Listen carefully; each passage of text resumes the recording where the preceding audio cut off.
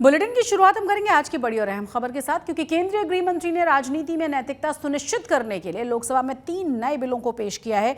ये 3 नए bill government of union territories bill 2025, 130वां संविधान संशोधन बिल 2025 और जम्मू कश्मीर पुनर्गठन संशोधन बिल 2025 हैं। इन बिलों को लाने के पीछे सरकार की दलील है कि जब बड़े बड़े नेता जेल जाते हैं तो कुर्सी की लालच में फंसकर संवैधानिक पद का त्याग नहीं करते हैं, और इसीलिए प्रस्तावित कानून के मुताबिक प्रधानमंत्री, मुख्यमंत्री या मंत्री को अगर 5 साल से अधिक की सजा वाले गुनाह के आरोप में गिरफ्तार किया जाता है तो उन्हें 30 दिनों तक जमानत नहीं मिलती है तो 31वें दिन उसे पद से स्वतः बर्खास्त मान लिया जाएगा। महोदय, मैं प्रस्ताव करता हूं कि संघ राज्य क्षेत्र शासन अधिनियम 1963 का संशोधन करने वाले विधेयक को पुनर्स्थापित करने की मंजूरी दी जाए। सदन में बिल पेश होते ही विपक्ष के इस मुद्दे पर हंगामा शुरू हो चुका था। विपक्ष का कहना यह है कि सरकार इस बिल का इस्तेमाल राज्यों में सरकारों को गिराने के लिए कर सकती है। You are innocent until proven guilty. This bill stands that fundamental maxim of jurisprudence on its head. It makes an investigating officer the boss of the Prime Minister of India. It distorts parliamentary democracy, which is again basic structure, by displacing will of the people through mere custody, bereft of judicial determination. विपक्षी दलों के विरोध के बीच पंजाब के cabinet minister doctor Ravjot Singh ने केंद्र सरकार के इस बिल का समर्थन किया है। दावा यह किया है कि अगर कोई ऐसा बिल आता है तो आम आदमी पार्टी इस मुद्दे पर सरकार के साथ है। जो भी इलेक्टेड एमएलएस होते हैं, एमपीज होते हैं, जो भी हमारे जो सरकार चलाते हैं, लोगों के नुमाइंदे होते हैं, उनका वो सबसे पहले उनकी पढ़ाई लिखाई और उनका करैक्टर सारा और उनका जो भी काम का सारा क्लियर होना चाहिए।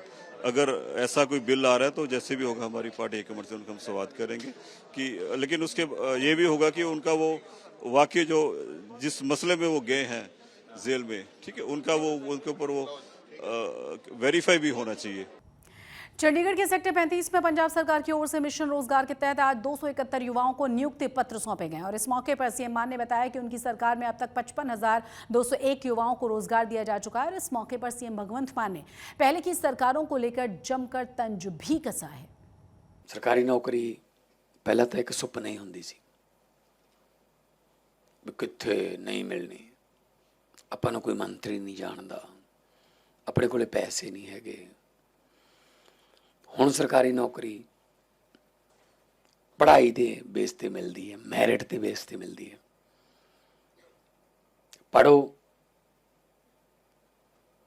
नंबर लो तो नौकरी थोड़े घरें आ पाऊगी। 55,201 दे विचों जाके पुछ लियो कि किसी नूं कोई 1 रुपया देना पिया, किसी नूं कोई सिफारिश लाउणी पई नहीं। सो मेरा कोई दादा, मेरा कोई मामा, मेरा कोई चाचा, नो, पॉलिटिक्स दे विच बिल्कुल नहीं। हुण रोंदे फिरदे ने, ये मटीरियल कित्थों आ गया, ये कौन आ गए। 13 तो साडे च डॉक्टर ने जी, मटीरियल नहीं हैगा साडे कोल। 13 डॉक्टर ने साडे कोल, 7 वकील ने साडे कोल। इदू पढ़िया लिखिया पहला पंजाब दा विधान सभा दे विच नहीं आए। उन्हां दे मुंडे ही, उहदा भतीजा, उहदा साला, उहदा जीजा आही चली जांदा सी। एक बार फिर से पंजाब हरियाणा हाई कोर्ट को बम से उड़ाने की धमकी दी गई और ये धमकी एक ईमेल के जरिए दी गई थी जो हाई कोर्ट के चीफ जस्टिस को आया था। धमकी भरा ईमेल मिलने के बाद पुलिस तुरंत ही अलर्ट पर गई और हाई कोर्ट की सुरक्षा को बढ़ा दिया। इसके अलावा पुलिस ने बम स्क्वाड और ऑपरेशन सेल की टीम ने भी मौके पर पहुंचकर सर्च ऑपरेशन शुरू कर दिया था। हालांकि इस दौरान कोई भी संदिग्ध चीज हाईकोर्ट कैंपस के पास बरामद नहीं की गई। इससे पहले आपको याद होगा 22 मई को भी एक ऐसा ही धमकी भरा ईमेल भेजा गया था जिसमें हाईकोर्ट को बम से उड़ाने की धमकी दी गई थी। और अब बात मौसम की मार की करेंगे। एक तरफ जहां हिमाचल प्रदेश के कुल्लू में एक बार फिर से बादल फटने के बाद तबाही की तस्वीर सामने आई है, तो वहीं दूसरी तरफ पंजाब के कई शहरों में जबरदस्त बरसात के बाद बाढ़ की स्थिति है। वहीं मौसम विभाग ने भी एक बार फिर से 23 अगस्त से पंजाब में भारी बारिश की आशंका जता दी है और उससे खतरा और ज्यादा बढ़ गया है।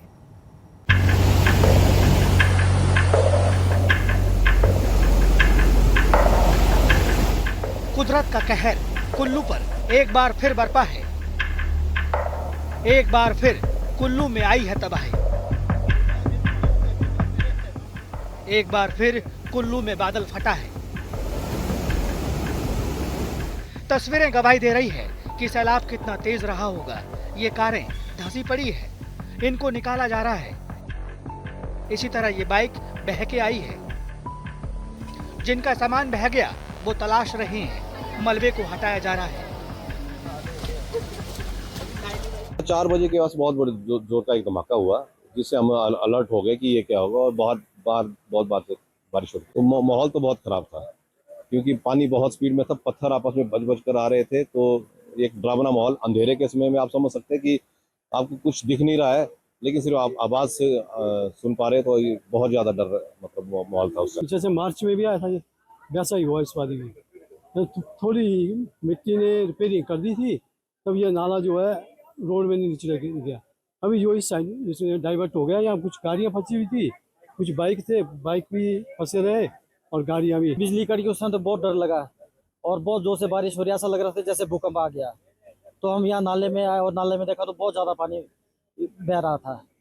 तो उससे बड़े बड़े पत्थर आ रहे थे, पेड़ आ रहे थे, बहुत नुकसान हुआ था और बहुत डर लग रहा था।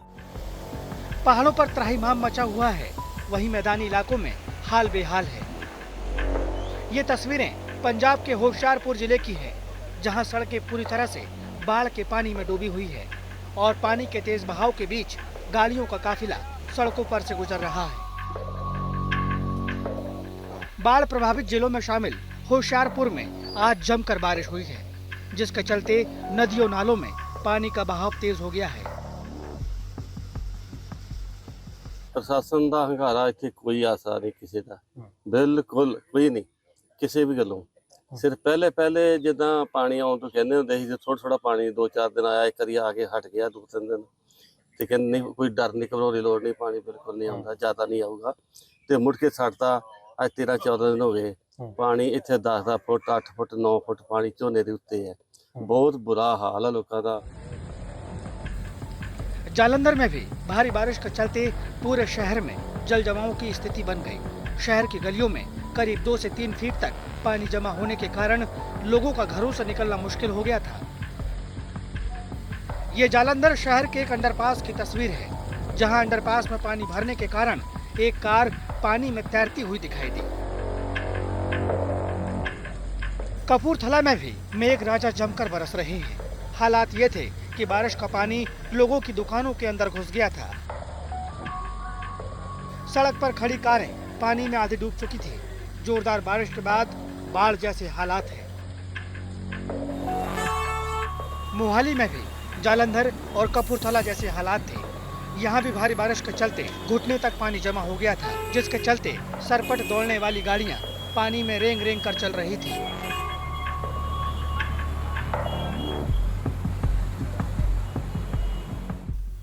पाकिस्तान में सतलुज नदी पर बना धूसी बांध टूटने के कारण दरिया का पानी अब फिरोजपुर में दाखिल हो चुका है। बीएसएफ की चौकियां बाढ़ के पानी में डूब चुकी है। खेत खलियानों में भी पानी लबालब भरा हुआ है और प्रशासन बाढ़ से निपटने के लिए हालात पर नजर बनाए हुए हैं।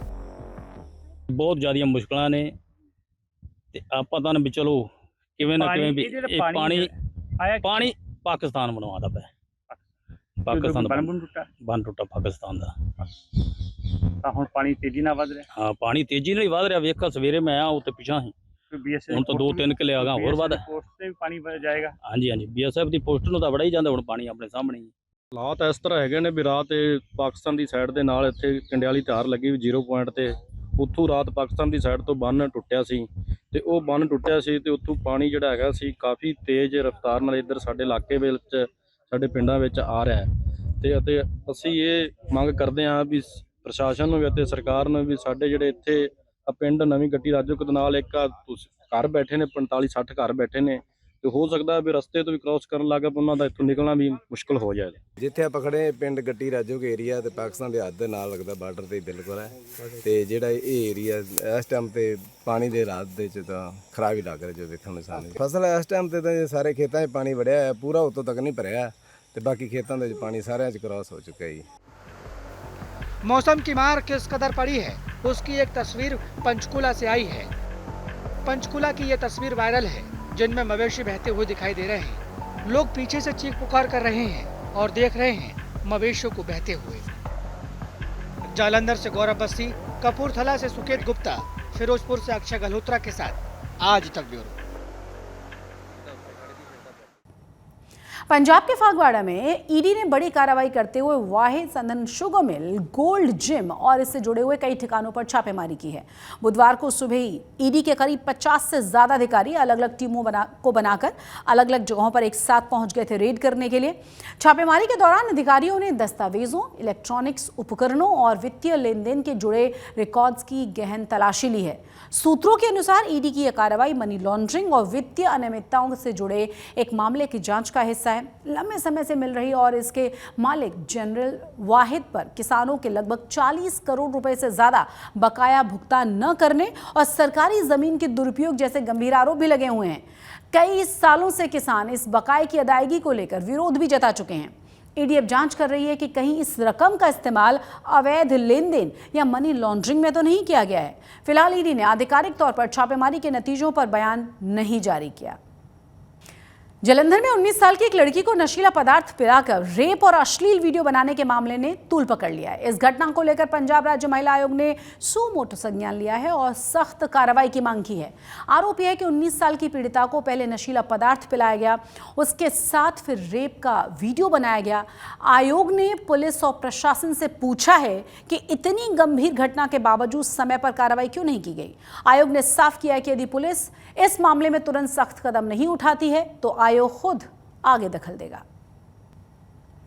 और अब आपको लिए चलते हैं अमृतसर, जहां पर क्रिकेटर और सांसद हरभजन सिंह गोल्डन टेंपल पहुंचे। उन्होंने अपनी पत्नी और अभिनेत्री गीता बसरा के साथ गोल्डन टेंपल में मत्था टेका। इसी बीच शिल्पा शेट्टी के पति राज कुंद्रा भी हरभजन सिंह और गीता बसरा के साथ मौजूद रहे। राज अपनी नई पंजाबी फिल्म मेहर की रिलीज को लेकर अरदास के लिए गोल्डन टेंपल पहुंचे थे। राज कुंद्रा पंजाबी फिल्म में गीता बसरा के साथ नजर आएंगे। 5 सितंबर को ये रिलीज होगी। फिल्म में एक्शन, कॉमेडी और ड्रामा सब कुछ देखने को मिलेगा। इस फिल्म में क्रिकेटर हरभजन सिंह की पत्नी गीता बसरा भी 10 साल के बाद फिल्म इंडस्ट्री में वापसी कर रही हैं। ऐसे में अपनी पत्नी का साथ देने के लिए हरभजन भी अरदास के लिए उनके साथ पहुंचे थे गोल्डन टेंपल और फिल्म के लिए उन्होंने अरदास की। आज तक पंजाब में आज के लिए बस इतना ही, लेकिन देश और दुनिया की तमाम बड़ी और अहम खबरों के लिए आप देखते रहिए आज तक।